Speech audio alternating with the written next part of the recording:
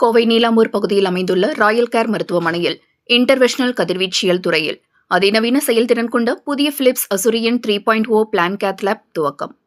நாட்டில் முதல் முறையாக உயர்நிலை தொழில்நுட்ப இயந்திரமான இன்டர்வெஷனல் கதிர்வீச்சியல் துறையில் அதிநவீன செயல்திறன் கொண்ட புதிய பிலிப்ஸ் அசுரியன் 3.0 பைப்லான் கேத் லேப் துவங்கப்பட்டுள்ளது.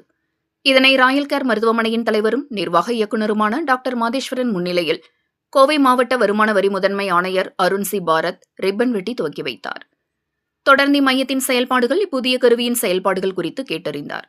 தொடர்ந்து நடைபெற்ற நிகழ்ச்சியின் வாயிலாக கலந்து கொண்ட அனைவரது மத்தியிலும் இக்கருவி குறித்து மருத்துவர் மாதேஸ்வரன் கூறியதாவது: தற்பொழுது நிறுவப்பட்டுள்ள இக்கருவி மருத்துவ பணியாளர் மற்றும் நோயாளிகளின் மீதான கதிர்வீச்சு பாதிப்பை 50% குறைக்கிறது எனவும், துல்லியமான மற்றும் தெளிவான உயர்தர படங்களை வழங்குகிறது எனவும், தீவிர சிகிச்சை நோயாளிகளை சிடி ஸ்கேன் அறைக்கு மாற்ற வேண்டியதை தவிர்க்கிறது எனவும், அறுவை சிகிச்சைக்கு முன்பாக நேரடியாக ஸ்கேனை எக்ஸ்ரே கருவியுடன் இணைத்து முப்பரிமாண படத்தை வழங்குகின்றது. இந்த படத்தின் வழிகாட்டுதல் துல்லியமாக அதிகரிப்பதோடு மருத்துவர்களுக்கான தெளிவையும் வழங்குகின்றது என தெரிவித்தார்.